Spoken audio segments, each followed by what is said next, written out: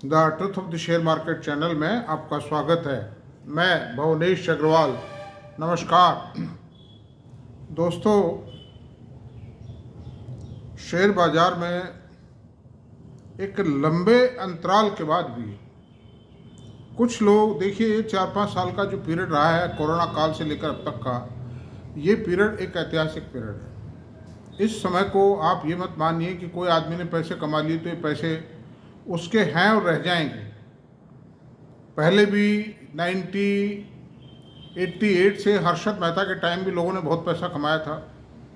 84 से 86 के बीच में बहुत पैसा कमाया था, 1984-86 के बीच में।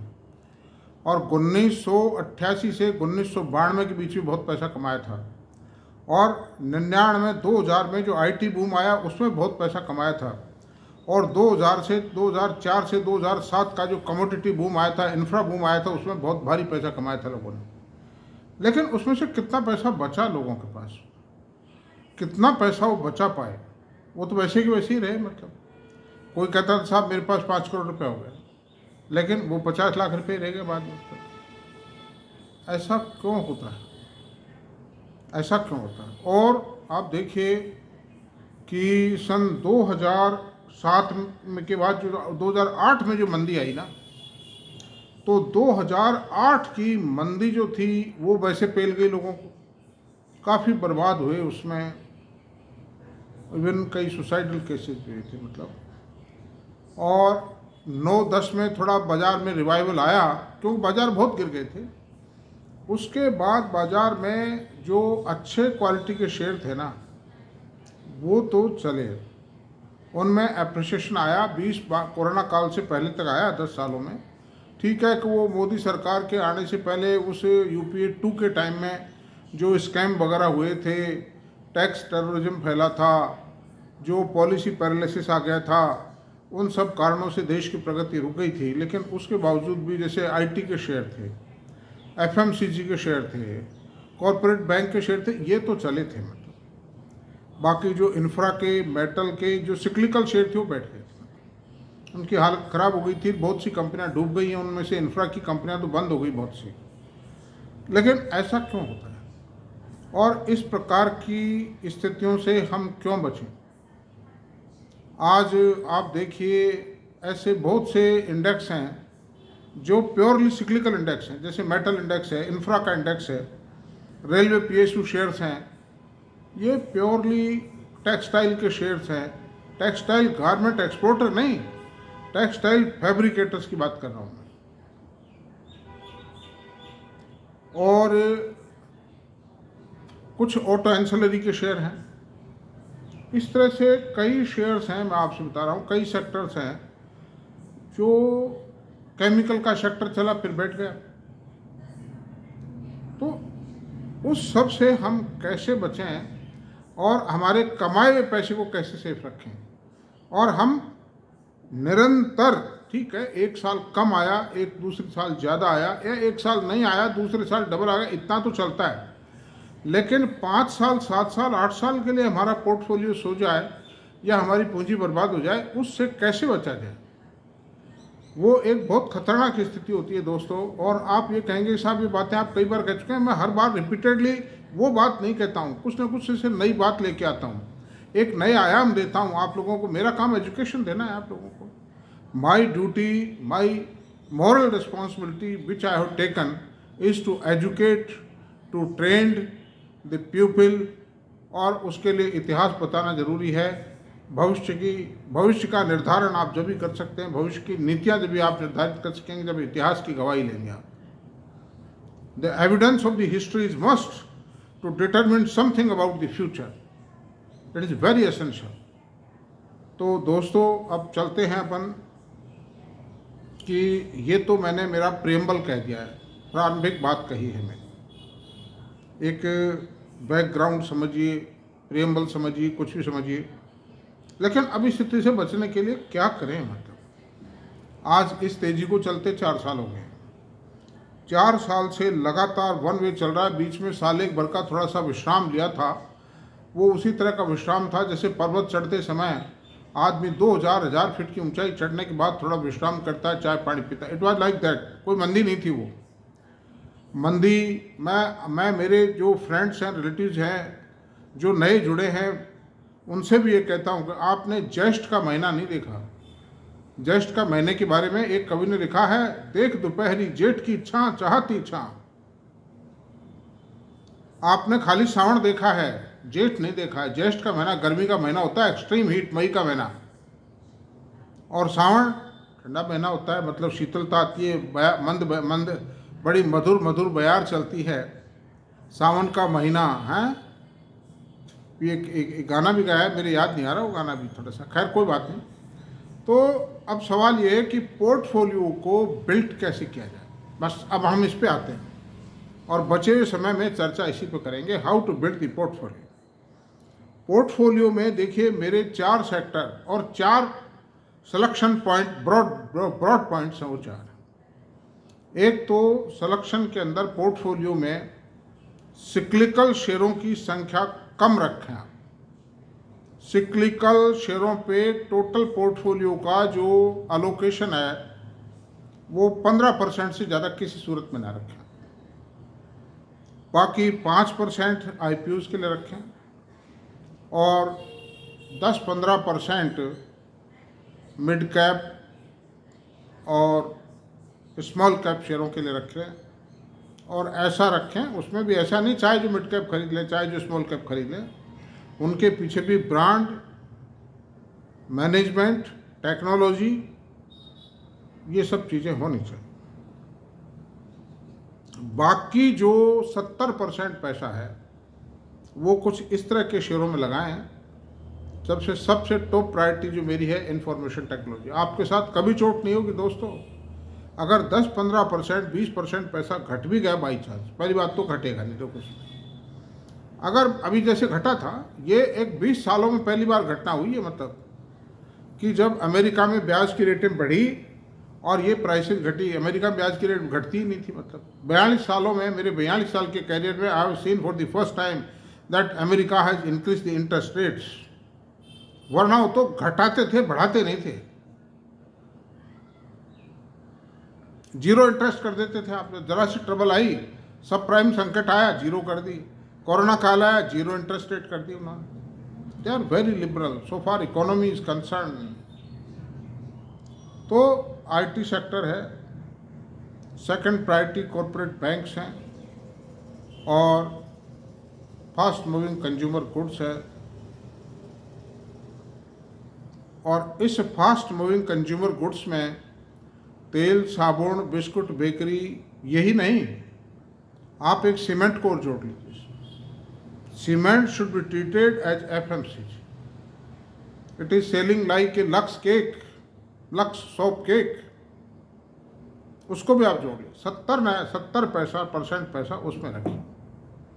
अब इसके लिए भी सिलेक्शन कैसे करेंगे, ऐसा नहीं कि लेकर के बैठ जाए आप, ऐसा नहीं है। अगर हिंदुस्तान लीवर खरीद लिया तो बस पड़ा, ऐसा मत कीजिए। उसमें टाइम पर रिव्यू कीजिए, कौन सा सेक्टर चल रहा है, उस सेक्टर में भी कौन सा शेयर चलेगा।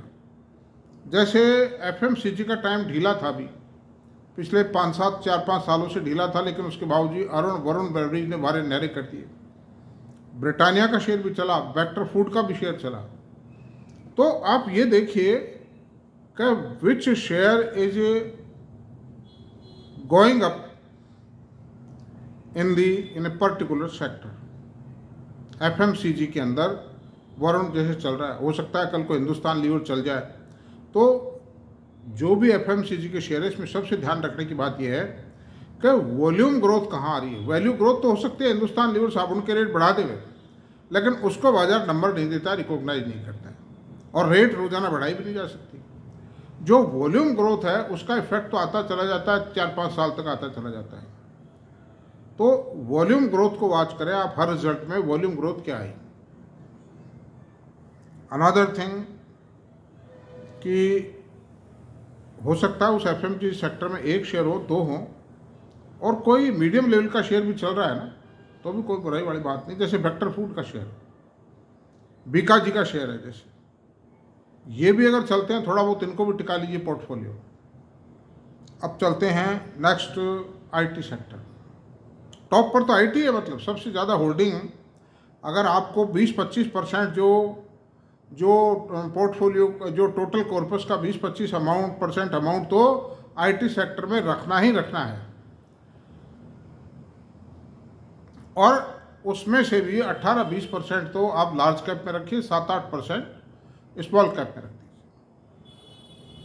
तो अब हम बात करते हैं आईटी सेक्टर की। आईटी सेक्टर के शेयरों में भी आप देख लीजिए, मेरी कोई रिकमेंडेशन किसी भी तरह की ना माने आप। मैं जो कुछ करता हूँ ये रिसर्च एंड ट्रेनिंग के लिए करता हूँ, एजुकेशन एंड ट्रेनिंग के लिए करता हूँ, आप लोगों को एक नॉलेज प्रोवाइड करने के लिए कर रहा हूँ। But ever I am doing to provide knowledge to you people. तो उसमें भी जैसे हिस्ट्री किसकी बढ़िया है, ग्रोथ किसकी बढ़िया है, ऑर्डर्स किसको ज़्यादा मिलते हैं, तो उसमें टीसीएस इन्फोसिस है। मार्जिन भी बहुत ज़्यादा है इन दोनों की। टीसीएस का 25% मार्जिन है, इन्फोसिस का 22 मार्जिन है, और जिसका भी 2300 तक पहुंचने की संभावना है। और टीसीएस का मार्जिन भी अगर बाजार ये सेक्टर आगे बढ़ता चला गया तो 28-32% हो जाए। और फिर छोटी इक्विटी किसकी है, टीसीएस की इक्विटी छोटी। एल&टी टेक्नो, एल&टी माइंडट्री और एल&टी टेक्नो, इनकी भी इक्विटी बहुत छोटी इक्विटी है। हालांकि उनके मार्जिन कम हैं लेकिन इक्विटी बहुत छोटी है। और एलटीटीएस और एलटीआई माइंडट्री के लिए तो मैं यही कहता हूँ कि ये जो एमआरएफ का शेयर है कुछ भी नहीं है इनके सामने। ये एमआरएफ को बहुत पीछे छोड़ जाएंगे। किसी भी वक्त एलटीआई माइंडट्री का शेयर 20,000 हो सकता है। किसी तरह एलटीटीएस जो एल&टी टेक्नोलॉजी का शेयर है वो कब 15-20 हज़ार हो जाए कोई पता नहीं। तो इस तरह से आप सिलेक्शन कीजिए, मार्जिन किसके ज़्यादा है, वर्क ऑर्डर किसके पास ज़्यादा है, टेक्नोलॉजी किसके पास ज़्यादा है। कुछ स्पेशलाइज्ड मतलब सॉफ्टवेयर में लगा दीजिए पैसा, कुछ जनरल सॉफ्टवेयर जो बनाते हैं जैसे इन्फोसिस है, टीसीएस है, एचसीएल टेक्नो भी इंजीनियरिंग सॉफ्ट बनाती है कुछ, एक मतलब थोड़ा सा परसेंटेज है उसमें भी इंजीनियरिंग सॉफ्टवेयर का। फिर टाटा एलेक्सी है, ये भी अच्छी चीज़ है। टाटा टेक्नोलॉजी ये भी अच्छी चीज़ है। और केपीआईटी टेक्नोलॉजी ने तो कमाल ही किया है, मतलब जो कि बहुत साधारण है, और प्रमोटर बहुत साधारण है। तो प्रमोटर का जो देखना है कि भाई प्रमोटर कैसा है, वो परफॉर्मेंस दे रहा है ना, मतलब इसमें तो अच्छा है। और मार्जिन जरूर, जैसे डिक्सन है, डिक्सन में ग्रोथ तो आ रही है, सेल तो अनाप शनाप बढ़ रही है, लेकिन मार्जिन उनके 3-4% है। अब सपोज करो कल को थोड़ा सा भी झटका लगता है तो कंपनी माइनस पे आ जाएगी। वोल्टास माइनस में आ गया था, इतनी पुरानी कंपनी होती है, टाटा का मैनेजमेंट था, उसके बावजूद भी इट केम इनटू माइनस। अब अनदर थिंग हम चलते हैं कि एफएमसीजी आ गया, वो आ गया प्राइवेट बैंक्स। प्राइवेट बैंक में 2 बैंक सेलेक्ट कीजिए, ज़्यादा से ज़्यादा भीड़ नहीं होनी चाहिए। 2 बैंकों में सबसे टॉप पर कौन से हैं, एचडीएफसी, आईसीआई बैंक है। रिकमेंडेशन नहीं है मेरी, मैं एक एग्जाम्पल दे रहा हूँ, I am teaching you like a chapter. तो इनके मतलब they are sovereign of their field, इनको कोई भी आदमी, कोई भी दूसरा बैंक बीट नहीं कर सकता। इनकी एक रेपुटेशन है, इनका एक नेटवर्क है, इनकी एक क्रीम क्लाइंटेल, और वो क्रीम क्लाइंटेल इसलिए है कि ये अपने ग्राहक को एक गेस्ट की तरह ट्रीट करते हैं। जो भी क्रीम, मैं कहता हूँ एसबीआई के जो चेयरमैन थे और जो एचडीएफसी के एमडी थे आदित्य पुरी साहब, उनकी बात हो रही थी, बैंकर हैं, बात तो होती है कि हम छोटे हैं। एचडीएफसी के जो एमडी साहब थे वो कह रहे थे हम तो छोटे आदमी हैं। तो वो एसबीआई वाले बोले आप छोटे करते करते हमारे सारे ग्राहक ले गए, हमारी सारी क्रीम क्लाइंटेल आप सब ले गए। मतलब तो सवाल इस बात का है कि दे आर डेडिकेटेड, वो कस्टमर को किस तरह ग्रैब करना, they know the art and they have the network. तो इस तरह से ये 3 सेक्टर हैं। चौथा, ऑटोमोबाइल में फिलहाल टाटा मोटर ठीक लगता है। टाटा मोटर में इंटरेस्ट ले सकते हैं। कोई रिकमेंडेशन तो मेरी नहीं है, आप अपने फाइनेंशियल एडवाइजर से बात करके ही करें, जो कुछ करें, मेरी कोई रिकमेंडेशन नहीं। I am delivering my lecture like in A class. तो ये स्थिति है। और दोस्तों, गवर्नमेंट पॉलिसीज़ को वाच रखें, उस बारे में क्या आती है, सरकार की पॉलिसीज़ क्या है, गवर्नमेंट कैसी है, उसके मैनेजमेंट के एक्सपेंशन प्लान क्या है, फॉरवर्ड बैकवर्ड इंटीग्रेशन प्लान क्या है, इन सब चीज़ों पर ध्यान देना पड़ेगा। कॉम्पिटिटर्स कौन से हैं, कोई और कॉम्पिटिटर तो नहीं उभरा, जैसे हीरो होंडा और बजाज ऑटो और टीवीएस मोटर, इन तीनों के लिए एक सबसे बड़ा कॉम्पिटिटर कौन उभर के आ रहा है? मैं किसका नाम बोल सकता हूँ, आप बताइए। ओला इलेक्ट्रिक ऑटो, ये पसीने ला देगा इन तीनों के। जिस एग्रेसिव वे में वो मॉडल्स लॉन्च कर रहे हैं और जो हिसाब से मार्केटिंग कर रहे हैं, ज़बरदस्त है मतलब। तो ये भी आप देख लीजिए, इस बात का ध्यान रखना पड़ेगा। जैसे एशियन पेंट के पसीने ला दिए किसने? ओपस पेंट ने और जेएसडब्ल्यू पेंट ने। जेएसडब्ल्यू लिस्टेड नहीं है, ओपस पेंट ग्रासिम का है। तो इन सब चीज़ों का भी ध्यान रखना पड़ेगा और अकॉर्डिंगली रिव्यू करते रहिए। दो एक साथ चलते थे, बिल्डिंग मटेरियल के शेयर थे, पीडीलाइट एंड एशियन पेंट। तो पीडीलाइट का तो कोई कॉम्पिटिटर ना तो पैदा हुआ है ना होगा, एशियन पेंट का पैदा हुआ, एशियन पेंट बैठ गया।